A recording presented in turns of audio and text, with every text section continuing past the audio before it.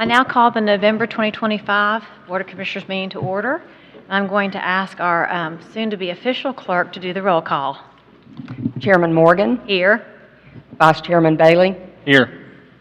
Commissioner McClendon. Here. Commissioner Chance. Here. Commissioner Lee. Here. Commissioner Fuller. Here. Commissioner Hicks. Here. At this time, I'm going to ask Reverend Travis Sneed to do our invocation, and then following him will be Dr. Martha Ann Saunders doing our Pledge of Allegiance. Will you join me as we pray together? Almighty and gracious God, we gather today in humble gratitude for the privilege of serving the people of Carroll County. As the Board of Commissioners convenes, we seek your guidance and wisdom. Grant clarity and deliberation, fairness in decision-making, and a steadfast commitment to the common good. We offer thanks for those recognized today for excellence in service, our judicial leaders, our public safety officials, and county staff who labor diligently on behalf of our citizens. May their dedication inspire us all toward integrity and excellence. This evening, I especially want to lift up Mrs. Sandra Huey as she assumes the responsibilities of County Clerk. Endow her with insight, diligence, and unwavering integrity as she safeguards public records and supports the orderly work of county government. Bless her service that it may strengthen trust, transparency, and the welfare of this community. As the board considers matters of public safety and emergency preparedness, infrastructure, and the stewardship of public resources, grant discernment and unity of purpose.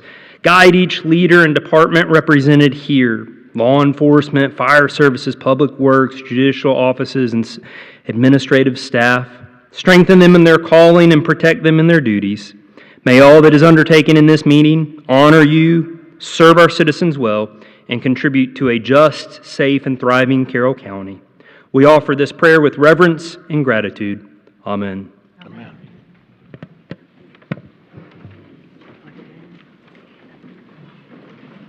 If you will please rise for the pledge. I pledge allegiance to the flag of the United States of America and to the republic for which it stands, one nation under God, indivisible, with liberty and justice for all.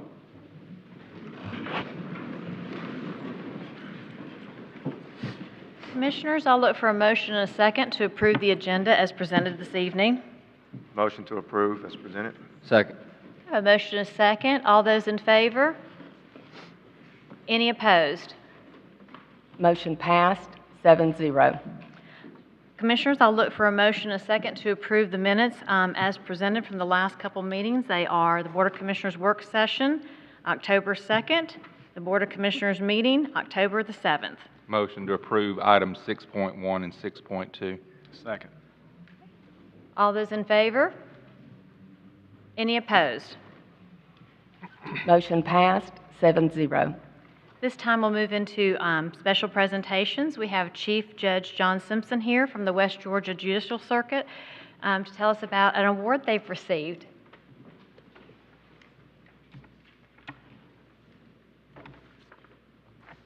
Okay, my mom always cautions me not to be boastful, but some things just have to be said here. Our Superior Court judges, Judge Blackman, Judge Tysinger, Judge Hightower, we have all worked together and worked hard, and y'all have helped us with the grants, and we make good use of those grants, and we've had unprecedented support from our district attorney, our public defender. I know Ms. Japour is here this evening. It's all been a team effort, and this commission has been so helpful and so supportive, and we really thank you. Now, here are some things I have to say. You're going to deal with the drug court, Judge Hightower's drug court, in a few minutes. It's the best drug court in the state. They've won the research award, which essentially what that is you do intensive research on your own program, and you've got a constant self-improvement going on. And so they were ruled to be number one. The Veterans Treatment Court that you all supported, since January of this year, we have grown it to 21 participants. and we are the second largest veterans court in the state among 25 veterans courts. We are number 1 in the state in child support collections among 56 child support districts in the state. And every year for 4 years running, we have returned money from our budget to the county commission. So, thank you all so much. Thank you, Judge. Congratulations.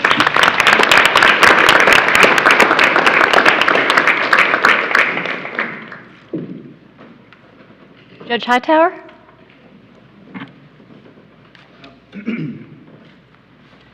I really didn't know how tonight was going to go, and I did not know I'd be following our chief, who should deserve all the credit. And I did not know this was going to happen like this tonight, because I think that he would have been able to do this solely just him tonight.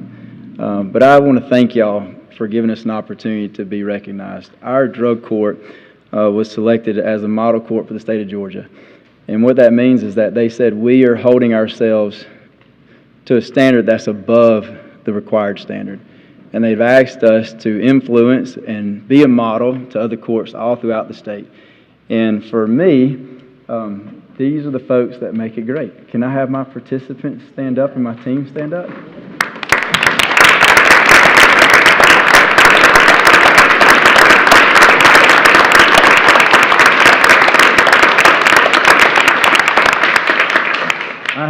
I have truly been blessed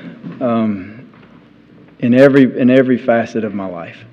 But I truly think that one of the largest blessings I have outside of my wife and my children is getting the opportunity to preside over this drug court. And for that, I owe a lot of thanks to Judge Simpson, who entrusted me with this shortly after I came on the bench. And so always eternally grateful for that. And for you, the County Commission, I hope that you realize that we are good stewards of the resources and treasures that y'all trust us with. We do that through the guidance and leadership of Judge Simpson, which is why I did not realize tonight was going to be the same night, because it needed to be his night for him, because he is deserving of that as our chief, and he is the one that deserves most of that credit. But just thank y'all. For our DA, our sheriff, y'all, I hear all over the state where people struggle to get buy-in. And in my newest position, where I've been named president of our council, I hear it even more now, that people struggle to have buy-in. And we've never had that. Y'all have always been kind and generous and compassionate, and I'm just so thankful for all that you do and all that y'all help us do as Superior Court judges. So thank you so much. And again, thank you so much for the leadership from our Chief, Judge Simpson. Thank y'all. Congratulations.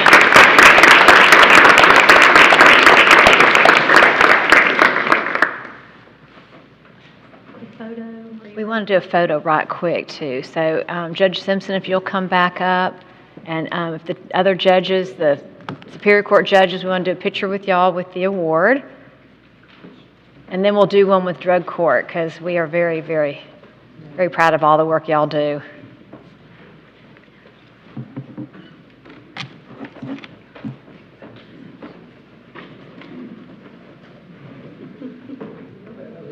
You want us to stand? Yeah.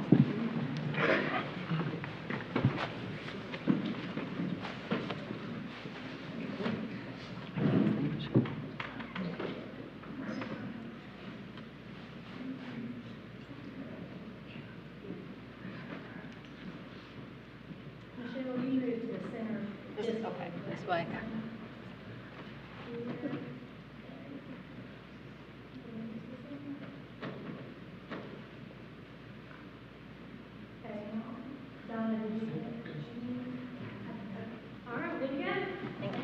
And then Dusty, if you want to bring your group up too, please. All right, crew. Come on. Y'all that are here, this is my staff, and then also a lot of our participants that they're here on their own time tonight. So so thankful for them and how they showed up. Y'all come on and do it. We would not have the drug court we have without the participants. Come on, Mr. Wright. This is Mr. Wright. We say as long as you're right, you can't be wrong. Yes.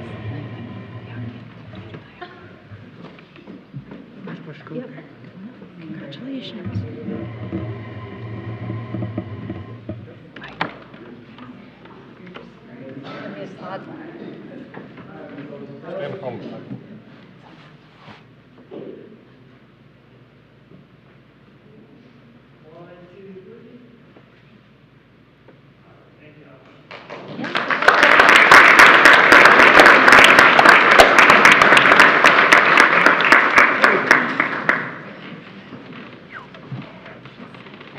Felicia.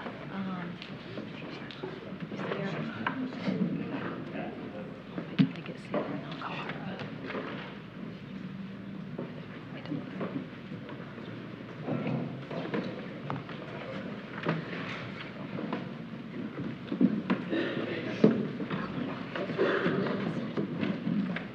Our next presentation we have is for ACCG, the Association of County Commissioners of Georgia, our Lifelong Learning Academy. We now have a certified county official, Felicia Rowland, who runs our E911 center. So Felicia is usually always hidden behind the phone, behind the scenes, and of course she's in the back row.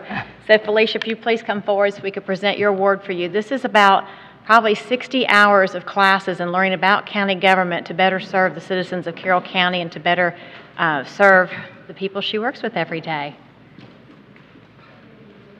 Y'all stand up again. Not being Catholic.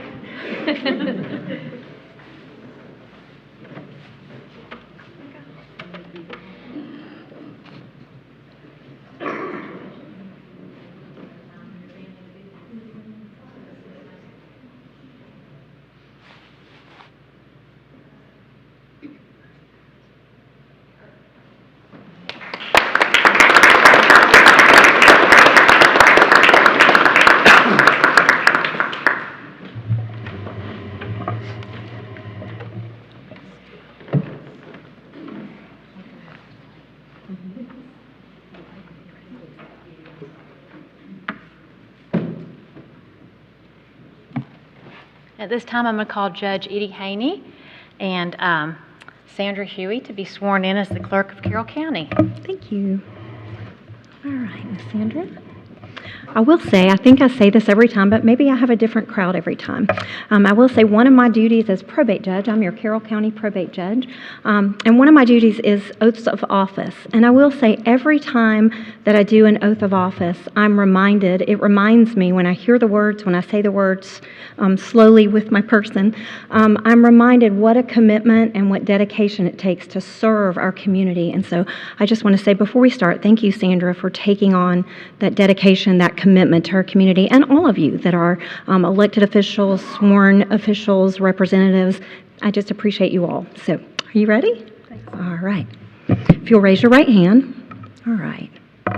I, Sandra Huey, I, Sandra Huey, a citizen of Carroll County, Georgia, a citizen of Carroll County, Georgia, and being an employee of Carroll County government, and the recipient of public funds for services rendered as such employee, do swear or affirm that I will faithfully, impartially, and without fear, favor, or affection, discharge my duties as county clerk of Carroll County to the best of my ability, and will take only my lawful compensation. I do further solemnly swear that I am not the holder of any unaccounted for public money. Unaccounted for. Right. Right. Due the state. Or any political subdivision. Or authority thereof. that I am not the holder that I am not the holder of any office of trust of any office of trust under the government under the government of the United States, of the United States, any other state, any other state, or any foreign state, or any foreign state, which I am prohibited which I am prohibited from holding from holding by the laws of the state of Georgia, by the laws of the state of Georgia, and that I am otherwise qualified and that I am otherwise qualified to hold said office to hold said office according to the Constitution according to the Constitution of the United States of the United States and laws of Georgia, and laws of Georgia, and that I will support and that I will support the Constitution of the United States the Constitution of the United States and of this state. and of this state. So help me God. So help me God. Congratulations, Ms. Huey, and thank you for your service.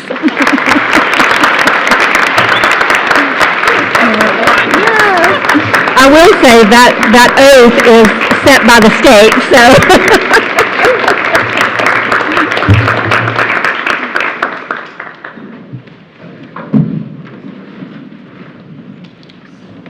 I was hoping I could just say I will or I do. But just real quick, I just want to thank you for coming today. And first, I want to start by thanking Chairman Michelle Morgan for appointing me to this role and having faith that I could do the job, and to the Board of Commissioners who have been kind with their guidance and given me grace. And the first question that I always get is, what does the county clerk do? And so, I read that job description and I did not realize to the extent of what that county clerk does. But I'm the official record keeper of all things, to include contracts, ordinances, resolutions, and county-owned property records. And our department supports Michelle and her 23 department directors, so we are always busy. We are the communication hub. I say we're like air traffic controllers. So my favorite part, though, has been working with the incredible county staff, and that entails the 23 department directors. They're just the boots on the ground who deliver a high quality of life for all of us, and I've enjoyed learning a lot along the way. So thank you to everyone for being here. You're my friends, you're my coworkers, you're my ride or die, confidants, peers, and family. And most of all, I thank Gilbert for, I don't want to cry, for his daily encouragement and unwavering support. So I couldn't do it without him. And last but not least, I want to thank Stacy Blackman, our county attorney, and Avery Jackson. I don't think any of us could do what we do without their guidance and leadership. So I know y'all are ready to go. If you want to stay, you're welcome to stay. This meeting will last about 20 more minutes probably, but if you want to go, this would be the time to go. If you came up the elevator, you would go out these two doors. If you came up the steps, you would go out that door. And we meet the first Tuesday of every month. I welcome you to stay, be engaged. It's a live recorded meeting. And thank you so much for taking time out of your day to come. I love you.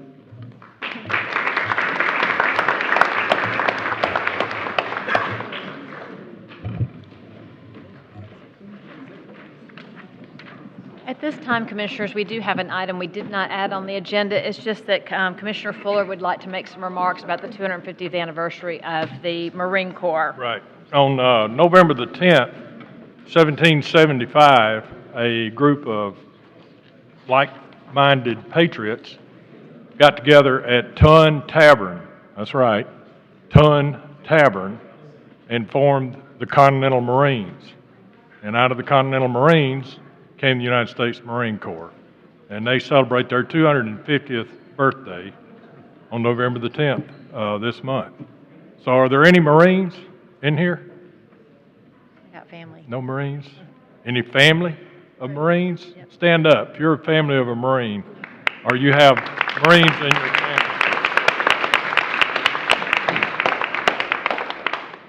And also, November the 11th is Veterans Day. So if you are a veteran or the son, sibling, wife, daughter of a veteran, please stand.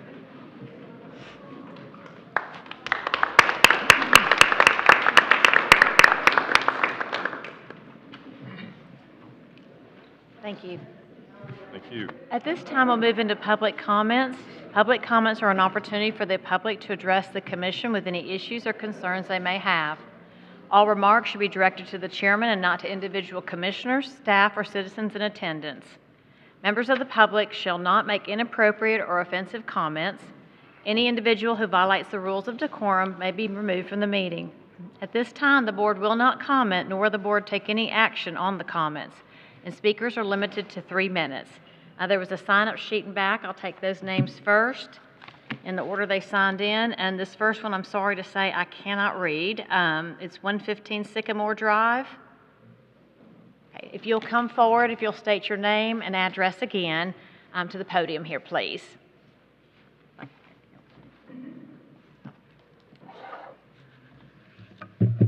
Madam Chairman and Commissioners, my name is Rick Whitaker, and I'm sorry, I am a semi-retired emergency physician, and I taught the handwriting class, so that's why you can't read my name. I apologize. Okay. But I'm here today representing the community called the Reserve as the POA chairman, representing a number of my neighbors who are here currently, as well as many more who were not able to make it. We wanted to raise a concern. I think some of you may be aware of the development, Creekside Homes, going in kind of just behind the Walmart and Lowe's shopping center, and between that shopping center and our neighborhood is a large development of several hundred homes that's being developed currently. And our primary concern at this point is the fact that the developers there have made plans to develop this large development without consulting with the county regarding how they would access Stripling Chapel Road, or if they should access Stripling Chapel Road. As you know, that area is very congested. The intersection of Stripling Chapel and Highway 27 is a dangerous intersection. I've personally experienced a number of close calls there and seen a number of close calls. Furthermore, as you, I'm sure, are aware, that intersection is where hundreds, maybe thousands of school children are going to and coming home from school every day.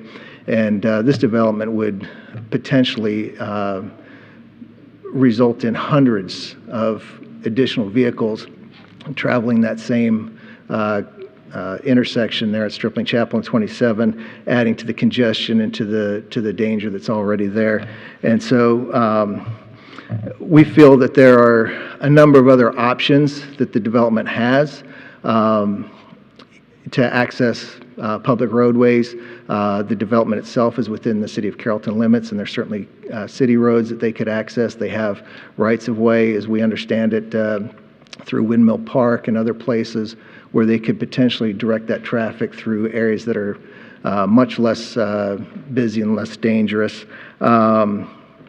Unfortunately, the developers have already gone through the beginning phases of developing a lot of property, and a lot of money has been spent clearing trees and grading roads and putting in infrastructure, and we recognize that. But at the same time, it's not the role of Carroll County to support developers or to make up for their bad decisions. And unfortunately, had they maybe gone through the proper process of planning and consulting, this could have been avoided. But we would hope that you would take our concerns into consideration as you consider their request to access Stripling Chapel Road.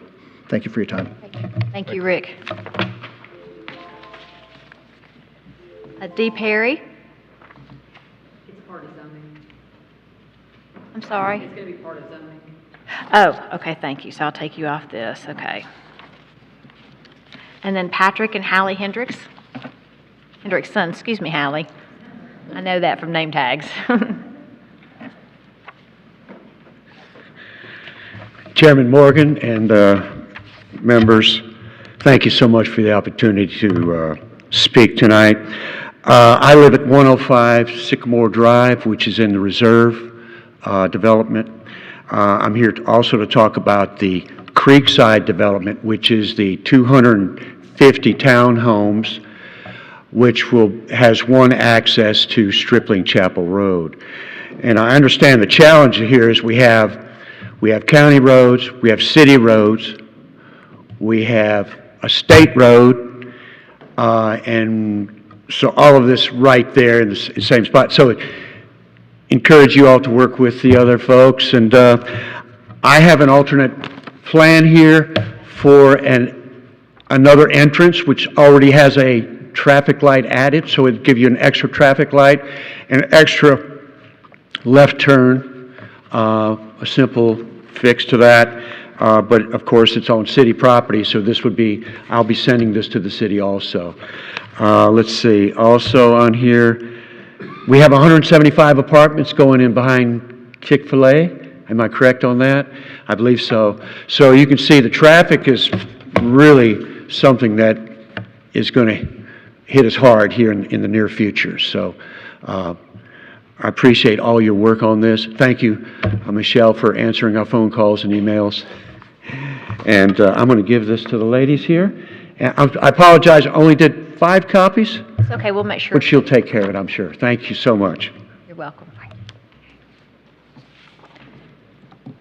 Is there anyone here that would like to speak during the public comment time that did not sign in the back? I'll ask. Would you like to come forward? Okay. All right, so I'll ask again a second time. Is there anyone here that would like to speak during the public comment time? All right, well, seeing and hearing none, we'll move into our zoning session. I'm going to call Ben Skipper, our Director of Community Development, forward. While he's coming forward, I'll read the rules of the zoning. So the applicant or anyone speaking in favor of the application request shall be allowed a total of 10 minutes to present their request. Anyone opposed to the request shall also have a total of 10 minutes to present their opposition. If there are multiple speakers for or against the application, be mindful because there's only 10 minutes total. It's not 10 minutes each speaker.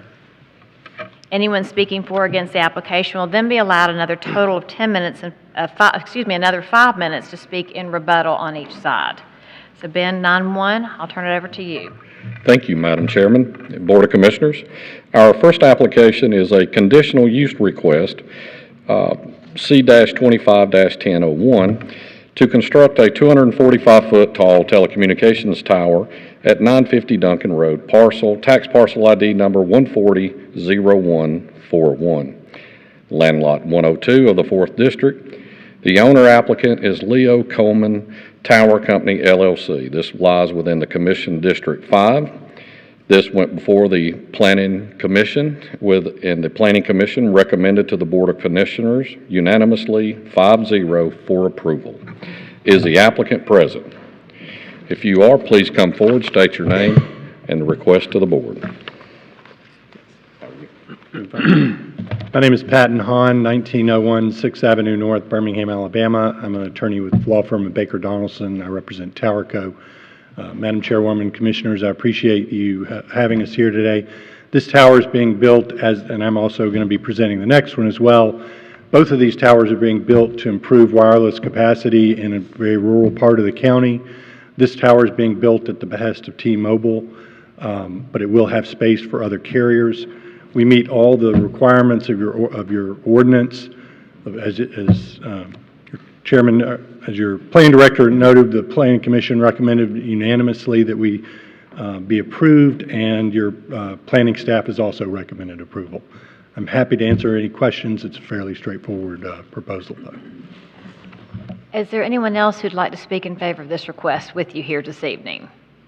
I didn't bring anybody. Okay, so I'm just asking if there's anyone else that wants to speak in favor.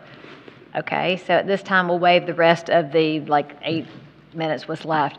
Is there anyone here to speak against this application? I'll ask a second time. Is there anyone here to speak against this application? Okay, well, seeing and hearing none, we won't do the rebuttal, the 5 minutes and the 5 minutes. So if you'll come back up, I'll ask the commissioners if they'd like to open up for questions or of the applicant or of Ben Skipper. You said that this is a T-Mobile tower? It's originally going to be built at the behest of T-Mobile, and they'll be the initial tenant, but there'll be space on it for Verizon and AT&T as well. I'm going to be able to see this tower from my backyard. So tell me about the lights. They're the lights that go on it as required by the FAA. We're not going to have white strobes, are we? No. Mr. Hahn, thank you for being here this evening. If you were to be approved for the application, you understand as the agent that if there was any additional work after the tower is built, if you're changing out any of the equipment, or if you should rent out, as you stated, to other carriers, that you understand both of those processes would require a building permit from community development, and that would also enact and trigger any type of assessment through the tax assessor's office on the personal property side. Totally understand that. Thank you. Well, if there's no further questions, I'll look for a motion and a second. Make a motion to approve. Second. Okay, we have a motion and a second. Any further discussion or questions? Seeing and hearing none, all those in favor? Any opposed? Motion passed 7-0. Thank you. We'll move to 9.2. Thank you. C-25-10-02, conditional use request to construct a 245-foot telecommunications tower on Rooteville Road, tax parcel ID number 067-0152, land lot 184 of the 11th District. Owner applicant, Sunbelt of Alabama, LLC. This parcel lies within Commission District 5. The Planning Commission recommended approval unanimously 5-0 for approval. If you would, come back forward. Thank you. Again, Patton Hahn, 19016 6th Avenue North, Birmingham, Alabama. This is very rare that I have almost a carbon copy of what we're doing. And it's another tower being built at the behest of T-Mobile to improve wireless coverage in a very rural part of the county. Planning Commission recommended unanimously. Planning staff has recommended approval, and we meet all the requirements of your ordinance. I'll ask again, is there anyone here to speak in favor of this with you? No, ma'am. Okay. So we'll go ahead and waive the rest of the few minutes. Is there anyone here to speak against this application? Ask a second time, is anyone here to speak against this application? Well, seeing and hearing none, we'll waive the 5-minute rebuttal time. At this time, I'll ask the commissioners if you have any questions of the applicant or of Ben Skipper. Mr. Hahn, same question as the previous agenda item. You understand as the agent, after the initial construction, any changing out of the equipment or additional additions, or if you were to lease out to another carrier, you do understand that there would have to be a permit process through community development, which triggers to make sure through the tax assessor's office that the personal property assessments are accurate. Yes, sir. Thank you. And the same with the lights. And I know these guys get tired of hearing me complain about lights on these towers, but I can see lights on towers in Cayuga County from my backyard. And I know the folks that live around these things sure don't want strobes on them. These will only have the lights required by the FAA because it's a structure over 200 feet tall. The FAA allows white strobes on some of these towers.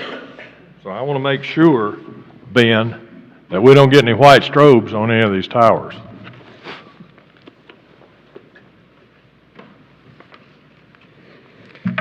I'm sure they'll be willing to comply if they could get their zoning. If there's no further questions, I'll ask for a motion and a second. Make a motion to approve. Second. I have a motion and a second. All those in favor? Any opposed? Motion passed 7-0. We'll now do Ben 9.3. Thank you.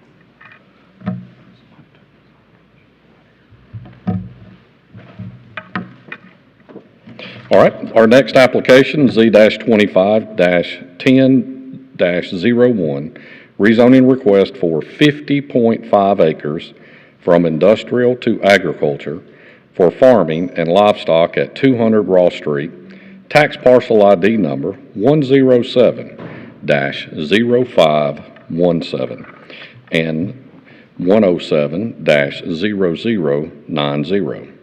Lies in land lot 205 of the 5th District. The owner applicant is Ashley Rogers, and this property, it lies within Commission District 1. Staff recommended approval Planning Commission recommended approval unanimously, 5-0. Is the applicant present? Please come forward, state your name and address for the record, and tell us about your request. Thank you. Hi, I'm Ashley Rogers at 200 Ross Street, Carrollton, Georgia. I raise Mason hogs. I'm a career farmer. I started farming out of college. I did organic vegetables previously. I moved from Douglasville to Carroll County in May, and I'm happy to be here. I am asking to rezone from industrial to agriculture to help my business. I need to get a business license for the hogs. I raise Mason hogs. They're an endangered species on the Livestock Conservancy list. They're all purebred and are a heritage breed.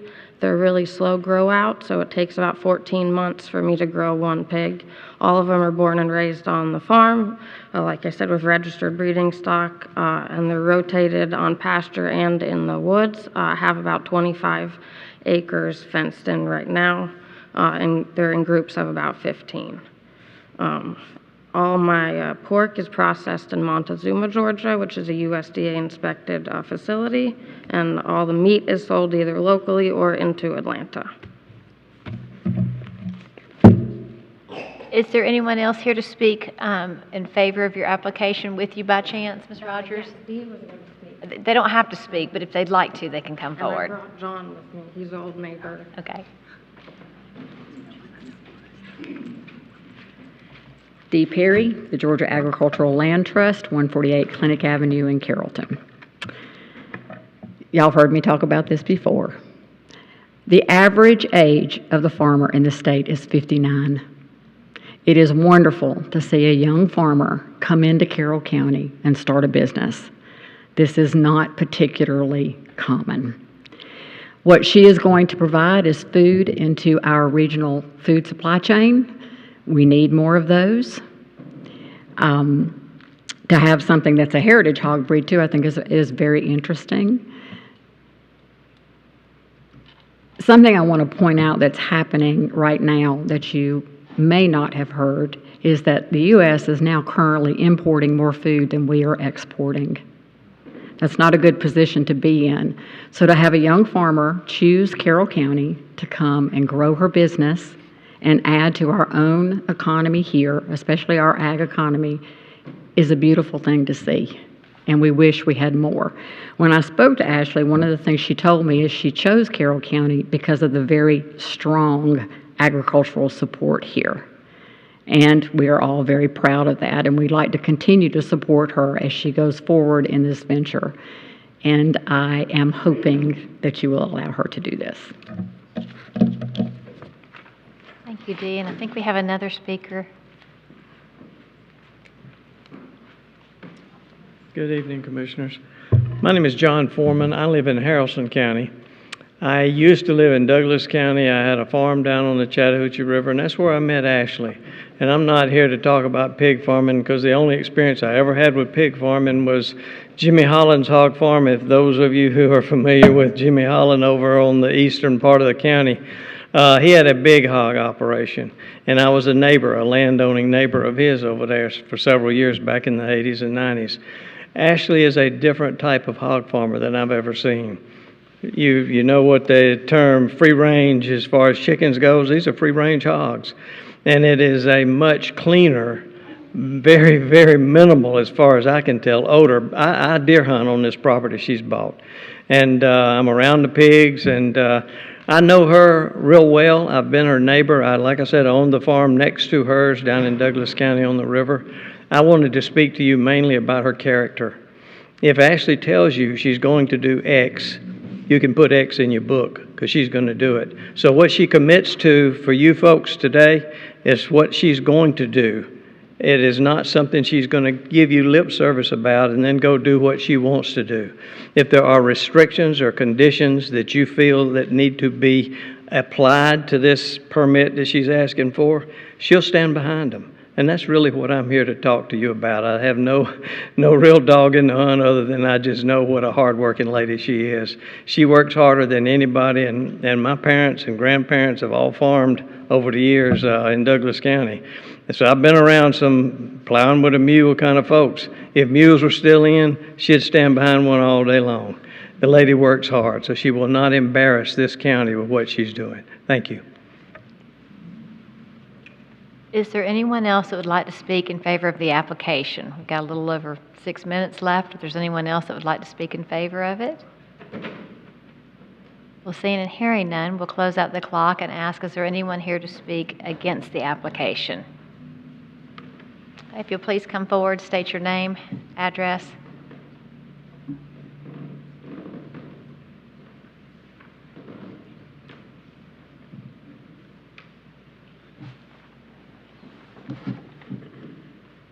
Good afternoon. How y'all doing today? My name is Tony Banks, and my wife, Contressa Banks. We at 128 Country Cottage Circle, and we're just concerned about, the hogs being in our backyard. We heard all the stuff y'all saying about, we heard the stuff that they were saying about, her character and all. I mean, I don't know anything about, that. I'm not here to attack her character or anything. We're just here because we don't want one in our backyard. We're concerned about the number of hogs,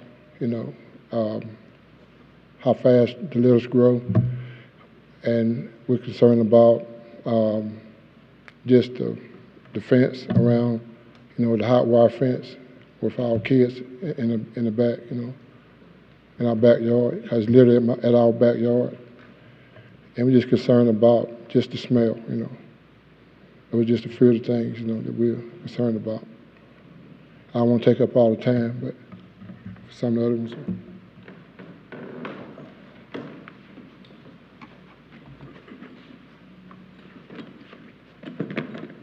Good evening, ladies and gentlemen. My name is Latrina Wyatt. I reside at 104 Country Cottage Circle. This was my starter home that I bought there. And I'm still there.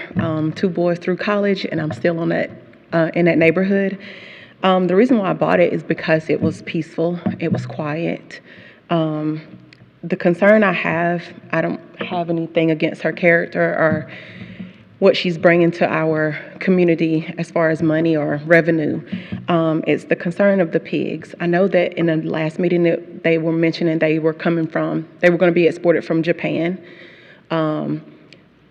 I was concerned with diseases that are known from foreign places to come over here in our country from different countries, those type of things. If those hogs get out, I'm a country girl. My uncle used to raise hogs. I know that they would get loose and they would come in our yard when we were kids and chase us all around the yard. They'd had to come out, things like that. I know that I don't have small children, but there's small children in our community that are outside playing.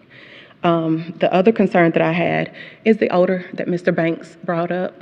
I know the gentleman last time we were here, he brought up that rain would maybe dispel the odor. We have been in a drought for the last couple months here in Georgia, as we all know.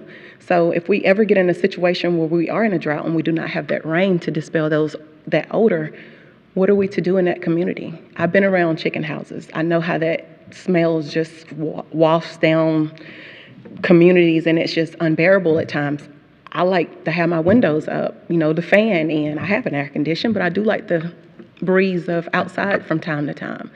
So I don't feel it would be fair if I'm confined in my home where I'm having the windows down and things of that nature.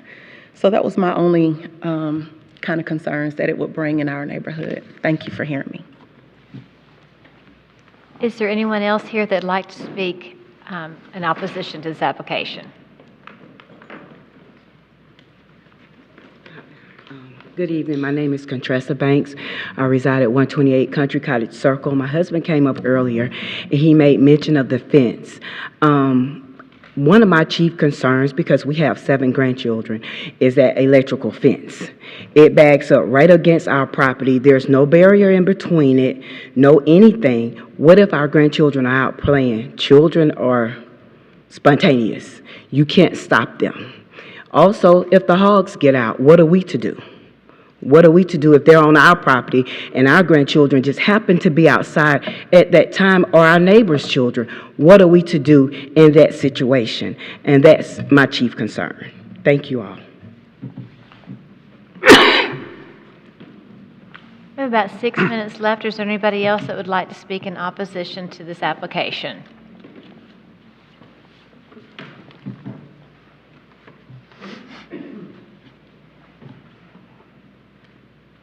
Hi, my name is Cynthia Thomas. I reside at 115 Country Cottage Circle.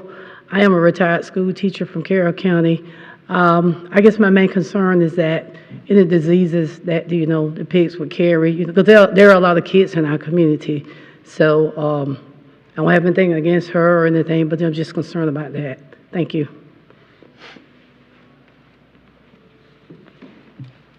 Is there anyone else that would like to speak in opposition to this application?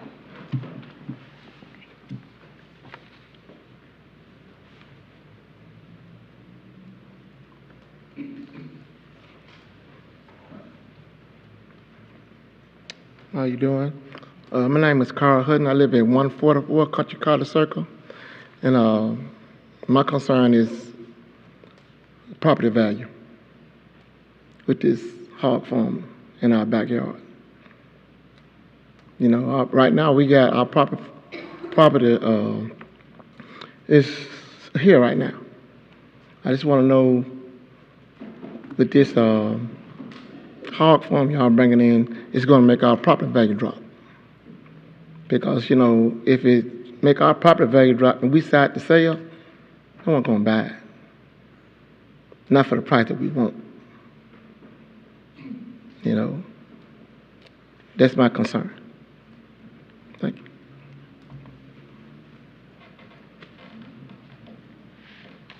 Is there anyone else that would like to speak in opposition to this application?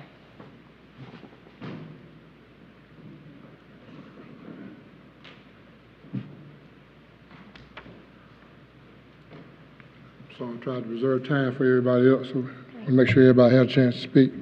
I do want to, I'm concerned about, the reason that y'all had the planning committee last time, because was to zone it agricultural, and at the time, and even right now, it's industrial.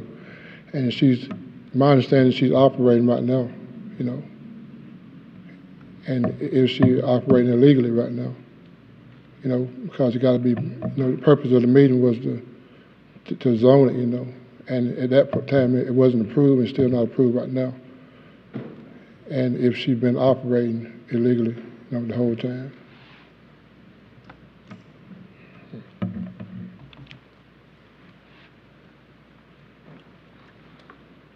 It's a little under 4 minutes left. If there's anyone else that would like to speak in opposition? Well, seeing and hearing none, we'll close out the 10-minute time. We'll go back to Ms. Rogers. You have 5 minutes of rebuttal if you'd like to comment.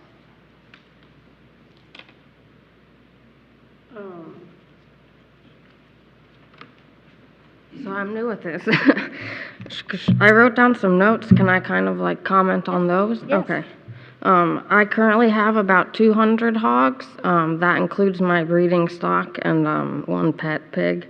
I have to have that many hogs on the ground because they take, almost a year and a half to grow out, and I am a sole owner operator. So to make enough money to pay my mortgage, I have to raise a certain number of hogs per month, basically. So that's the smallest operation I can run by myself with help from a part-time person and be able to, sustain a living at it. Every pen is about a ½ acre to 3/4 of an acre, and it has a hot fence where they're all reside in. I cleared the perimeter to put in a perimeter fence that is not yet hot, but so there's a secondary in case they do break out of their, first fence, then there's a secondary fence to keep them out of the neighborhood. While it could not be hot, for children, it's kind of it's safer for them if they did get out, and they did get shocked by the fence, then they're going to turn back around. My breed of pigs are very docile in nature. You can take my word for that, But if they're going to hit a fence, they're going to run the other direction. And they're very smart. Once they get shocked one time by a fence, they pretty much don't try it again. To answer the disease question, my pigs are all from registered stock from breeders in the state of Georgia. Meisons were imported by the University of Iowa and Illinois in, I want to say, the late 90s. So they've been in the U.S. since then and have been bred since then by a lot of reputable breeders.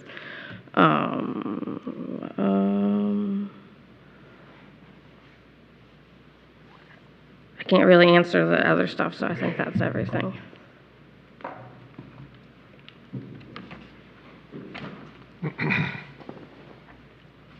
Are you here to speak in favor of the applicant?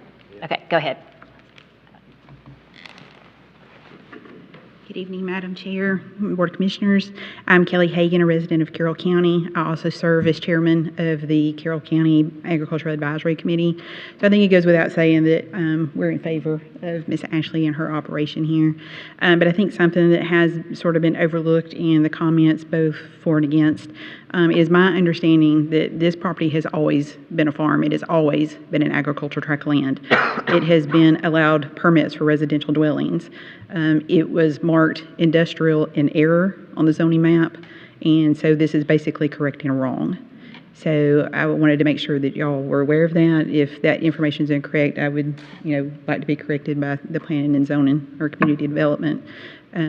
But I think she covered everything else, but the operation, and as far as property values, I would like to address that, is that we are in an agricultural county. People who move to our county are well aware of the ag that goes on in this county, and that's a lot of the reason why people do come here. So I don't think that any type of agricultural operation, whether it be a hog farm, poultry farm, or cattle farm, would be an indirect devaluation of somebody's property. Thank y'all. Is there anyone else that would like to use about a minute and a half left to speak in rebuttal in favor of the application? Seeing and hearing none, we'll go ahead and retire that minute and a half, and we'll move into the 5 minutes of rebuttal. If anyone would like to, again, come back during the next 5 minutes and speak in opposition to the applicant or anything else that you may be thinking of.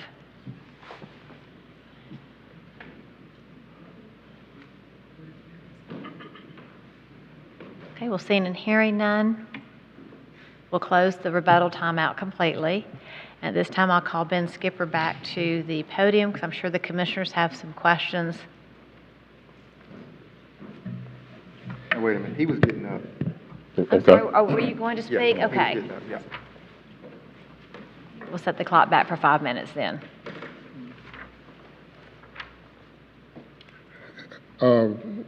We are aware, that this a agricultural county, but we may be fighting a losing battle to a certain extent, but we do want stipulations put on if it does pass. I mean, we want that the count stays a certain count. I mean, and we are concerned about the litters. My understanding that the litters are 15. Can go up to 15 piglets per pig. So I don't know how many pigs. I don't know how often is it 14, she said, to raise one? I think she said 14 months. Or I'm not sure what the number she said. But, those can multiply real quick. You look up and you got,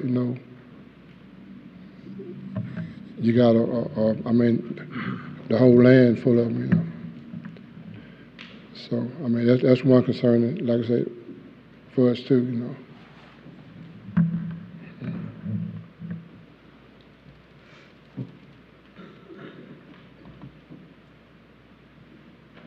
Anyone else want to speak in rebuttal? It's about 3 minutes left.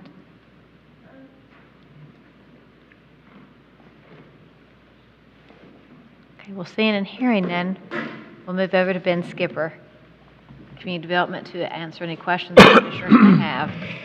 Thank you, Chairman and Board of Commissioners. The gentleman asked a question that sometimes in zoning it gets into that gray area of something you don't deal with every day, that it gets confusing. And maybe I can shed a little more light on it. As to the question of them farming and raising hogs on industrial property, is that a issue that is permitted? It is. The Georgia Right to Farm Act allows a person to farm exclusive of a county zoning stipulation. I mean, of a county zoning category. So if it's zoned agriculture, residential, commercial, or industrial, no different than they have city farms inside the city of Atlanta.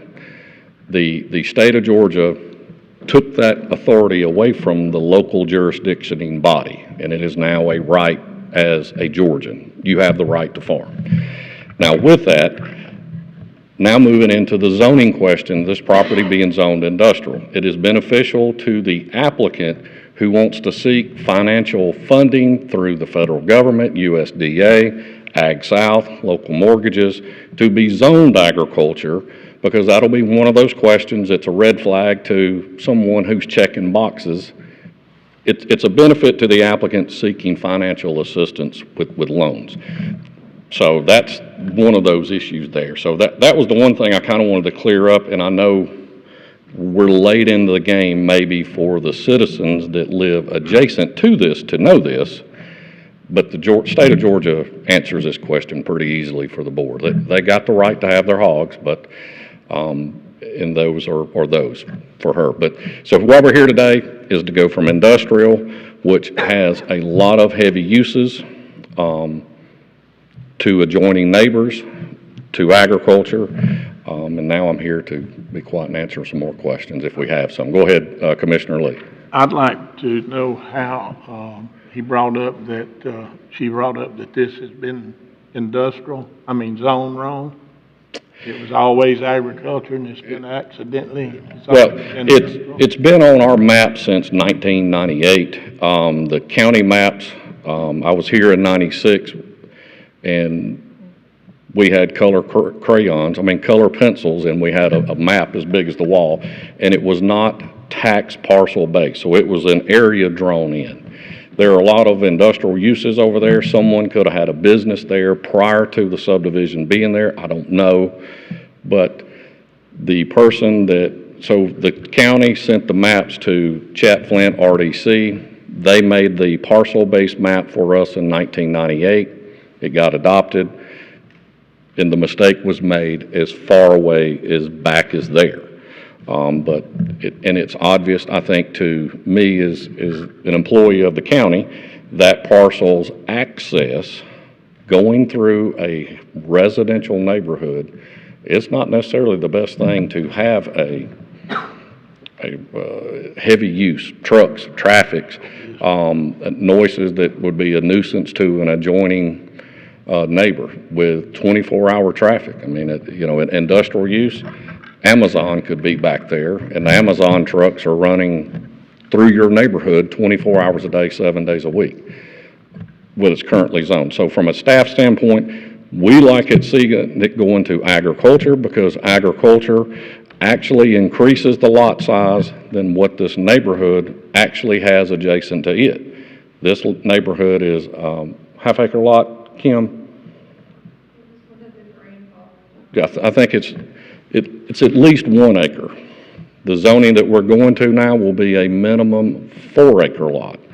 So if the farmer chooses in the future to cease farming and wants to sell the property, and if the property owner that buys it wants to add to this subdivision, then all of these neighbors will get another opportunity to come back before the Board of Commissioners before a subdivision like theirs can be built on this property. So there will be other steps in the chain. Thank you. So I got a couple of questions. Ben, Sure. I want to back up to where you made the statement a while ago. Regardless of what, just so everybody understands, regardless of what our zoning is, state law trumps that. State law trumps it. Farm at, so she's not doing anything wrong out there right now? She's not doing anything wrong right now with farming it. All right. And then you talked about Amazon. Give us a couple other examples of what can go on that property when it's industrial. Truck impound yards, heavy construction yards. So if you was a crane operator or you was a concrete foreman, a cement plant, all those heavy uses that have noise, dust, knocks, the neighbor that you don't want to live next door with the lights and the trucks coming in and out every night. You could run a trucking company out of it. You could run a dump trucking. I'm trying to think of the uses there adjacent to them. Jordan Truck Sales could have bought this property and extended their parking lot there. Travis Hill, there's a crane operator out there on the road that, they could have had it for a laydown yard, that all would have came out through this neighborhood, and the board would not have been able to stop it because the property is zoned industrial. So those, while not everyone's happy, there is an upside to it not being zoned industrial because those uses will be off the table. And I knew those was all possibilities. I just want to make sure everybody's clear that the way it's zoned right now, we couldn't stop anything that wanted to come in that way right now. So we would have to issue the permits so long as they met the setbacks and all the other requirements. But the use, which is the question you're asking me, the use would be allowed.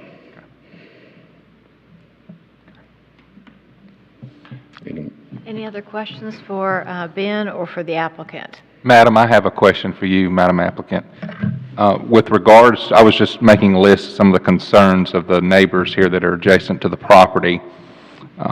One of the concerns about the electric fence and their children out playing, you talked about having inside the property, so to speak, of having individual lots or different things that are electric fencing and then having a perimeter fencing.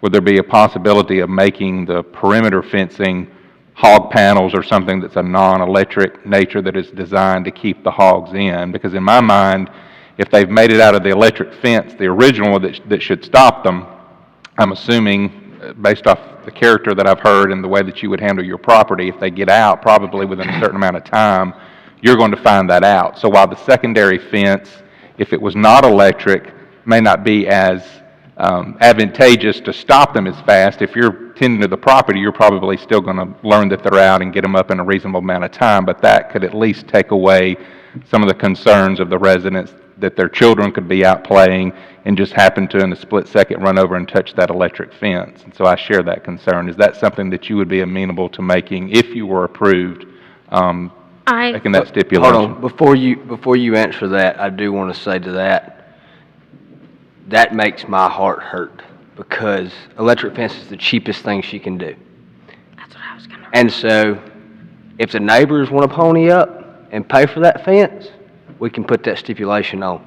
But as a fence builder myself, I'm not going to go along with that. That gives me a lot of heartburn because this woman is trying to farm for a living. She's young like myself, and it's hard. And, to the concerned neighbors about the electric fence, it's not going to kill your children as long as you don't have a pacemaker and it's like super duper hot. If I had to guess, you're probably pumping 2.5 to 3.5 kilovolts. It's a team. If I'm lucky. It's a jolt. It makes you say, oh, kind of thing. But, as far as the electric fence that you've already ran around, how do you have it constructed? Rebar, steel post, rebar? Rebar, and then I just did some H-bracing. Okay. I got electrical poles. I have a friend that works for a power company. But it's just rebar with just like the insulators on there and just 12.5 gauge wire. I would be able to not turn it on, but I would be financially prohibited. I couldn't afford to put a hog panel up because it's like, how much is a panel? Like $60 or something? Well, I mean, it's, just for round numbers, we'll just say that your electric fence is probably costing you to install yourself probably about $1 a foot, whereas the, wire fencing, whatever you want to call it, is going to run you from $3 to $5 a linear foot in material. So, Commissioner, I appreciate you answering the question for the applicant. Yeah. So. Ms. Rogers? That's your name, Ms. Yes, Rogers? yes. Okay. Ms. Rogers, do you have any previous experience raising hogs? Yes, I raised hogs in Douglas County on my agricultural land previously for about 3 years. Okay. And I kind of outgrew that property and what I could do with it because I raised organic vegetables for 10 years and then I switched to slowly raising hogs and I couldn't rotate them properly. I couldn't make enough paddocks and do what I needed to do. And I chose this property because of its secluded location and the forest and ability to basically just do a big circle of a paddock rotation. Okay. And what breed of hog is this? They're Meishan hogs. Okay. And do you have a disease prevention program? Yes, they get tested. I deworm them, and then they're inspected. Each one of them is inspected at the facility when they're processed. Okay. So you mentioned free range, but then I'm hearing something that sounds like a feeder shed. Are they in feeder sheds on concrete floors or? No, I don't have any concrete except the barn I put up. They're all just out on pasture. They have about ½ acre to 3/4 acres per group, and I have enough paddocks that I can rotate them and have a lot of resting areas in between, kind of like rotational grazing with cattle, but hogs don't require as much space because they don't graze as aggressively. So you don't have any retention ponds or a spray field or anything of this nature? No, sir. Okay, and it sounds like, is this a daytime operation only? Yes. Okay, so all right, now that's my next question. How do you ship them? I am direct to consumer, so I personally take the hogs in a livestock trailer down to the butcher twice a month, and then I bring the meat up twice a month, store it in freezers, and then I take it in a refrigerated box truck to whether There's not going to be a 2-story 18-wheeler back up and load up? No, I get pig feed delivered once a month, and that's about the only truck besides me coming in and out twice a month with my livestock trailer. Okay. I guess my biggest concern is the waste. So tell me a little about that. Well, they poop and pee all over their paddock. They don't concentrate it in one area, and they're getting moved, every 2 weeks to 4 weeks per area, and then that area is resting. So the ground is going to take up that and regrow the pasture, and then I'm going to be able to, cover crop it or bring them back, in say a couple months after it's rested. Okay. And you're looking at, you have 50 acres, is that Yes. right? And all of it is that all pasture? No, there's only about 10 acres of open pasture from the previous owner that he kept it up, and I bush hogged it when I got there. But I mean, that's where your hogs are. That's where the hogs are. I have about 20 to 25 acres fenced in for the hogs, and I will not be doing any additional fencing because that's all I need for my operation. The most number of hogs you'll have at a time in there? I will cap it now because No, I'm talking about a grown, ready to ship. Oh, ready to ship? That are sized up, maybe 30. Okay. But your total number at any time, I think you said a while ago, is maximum at 200? Yes. Oh, That includes like some of my sows and my boars, and then as well as small through large sizing. Do you ever see getting over that number, or is that going to be where you stay at? I can't afford to feed more pigs than that, so I hope to fine-tune it to where I can start raising less pigs, to be honest. I do want us to be very careful, guys. We're treading pretty close to a fine line of setting a precedence to where somebody can come and say, hey, Ben, you've got too many cows in your pasture, type thing. As far as I think, the way I look at this is that we just be neighborly and be good people, and, you do what's right for the animals and the neighbors. But being neighborly and good people is one thing, but we need to be neighborly and good people to both sides of the Yeah, aisle. that's why and I understand where you're coming from with cattle, but I worked, when I was in college, I worked in a feeder lot for hogs, so, I just want to be careful what we do here. So I think that question is very important, the number, because, and I would have never thrown a number out, but the constituents in that area threw a number out. He threw a number out tonight because a number was thrown to him. So since the number was thrown out, not setting the precedence, but the number was thrown out. And so that is a valid concern of the constituents in that area right there, just how large is it going to get? And so what I'm hearing tonight, 25 acres is fenced in, that's where you want to keep it, and the rest is just kind of natural. Okay. Yes, sir. Well, if there's no further questions for staff or for the applicant, I'll look for a motion. So I make a motion to approve the rezoning of the 50.5 acres from industrial to agricultural with the following stipulations. The property owner must maintain a 50-foot vegetative buffer along the western and southern boundaries of the property. We talked about that, and what that means, I know she's done some grading and some clearing out and things like that, but she's agreed to let the vegetation kind of come back. But with that said, she needs to keep enough space in there to be able to get through and repair the fence. And also, no commercial processing shall be allowed on the property. Do I have a second? Thank you. We have a motion and a second. Are there any further questions or comments? Well, seeing and hearing none, all those in favor? Any opposed? Motion passed, 7-0. Thank you. At this time, we'll move into the consent agenda. These items were discussed at our work session last Thursday. They'll be taken as one vote. So item 1 is requesting approval to quit 12 patrol vehicles for the Sheriff's Office. Item 2 is a consideration and approval of amendment to the Carroll County Civil Service Personnel Policies Procedures. Item 3 is a consideration of proposals for 9 fixed generators for 9 fire stations. Item 4 is requesting approval to replace deteriorating piping and dispensers for the older fuel site at Public Works. And item 5 is the GDOT right-of-way projects memorandum of understanding with the Lovern Mill Road at Big Indian Creek. So at this time, I'll look for a motion and a second to approve these items. Motion to approve. Second. I have a motion and a second. All those in favor? Any opposed? Motion passed, 7-0. Okay, at this time, there's no further business, no executive session, so I'll look for a motion and a second for us to adjourn the meeting. Motion to adjourn. Second. All those in favor? Any opposed? Motion passed, 7-0. Meeting adjourned. Thank you.